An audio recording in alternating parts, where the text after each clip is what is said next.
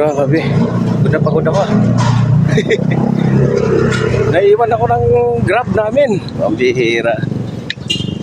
Ano ng mga bata ng Grab para makakaano kami sabay kami makapunta sa simbahan. Ako naman naiwan. Pabagal-bagal kasi ako eh. Ayan, tinan mo. Pagod ka. Medyo basa lang aking likod kasi sa pawis. Okay lang yan. Papunta kami ng simbahan.